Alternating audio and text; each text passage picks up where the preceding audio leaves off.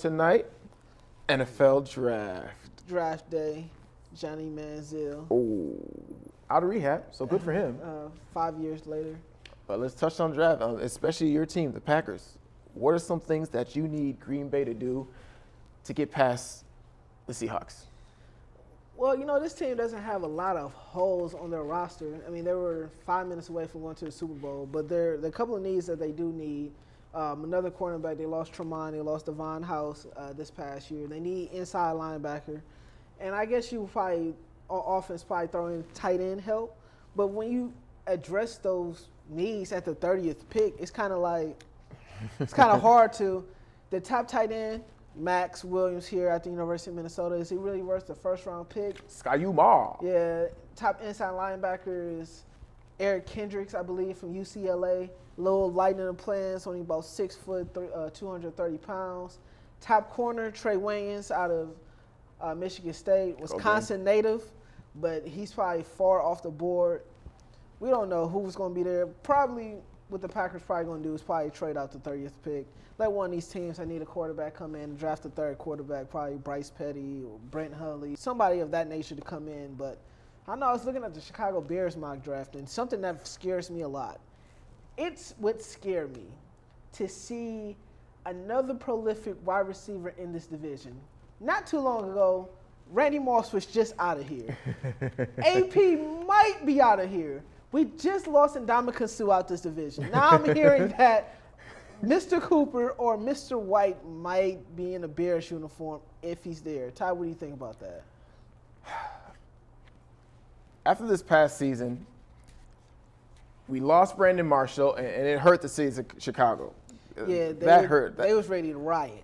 The best receiver in Chicago history in his short tenure there. And yes, all the draft experts are saying Kevin White, especially, looks like Amari Cooper could be out of there. And I don't see it. I think you need to get back to your roots in Chicago. Vic Fangio, defensive coordinator for the San Francisco 49ers, is now in Chicago. Mm-hmm. You need to rebuild that defense, which was horrible. Let me throw you some stats about this defense here. They were second to last in yards per play with 6 yards a play last season. So they was ranked 30 out of 32nd. Yes. That's not very well. They were third in yards per game with 377.1 yards. You know who the two teams that were worse than them? Who? Do you remember that we talked about a Thursday night game where defense was optional next week? New Orleans and the Atlanta Falcons. So when those defense are worse than you, you need help. We need some help up front, but mainly in the back end. So who would you like them to draft, Ty? The only player that I think has enough history, Trey Waynes from Michigan State.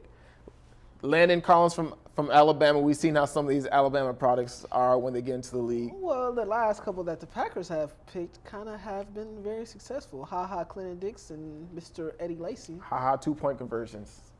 Lots of player beef on that line. They said a Danny Shelton, but hey, it's a passing league. You got to face Aaron Rodgers. If he's going to come off in your sub packages, I can't see them using a number 1 overall pick for someone who can't have that much of impact. But Kevin White, this is a one-year wonder.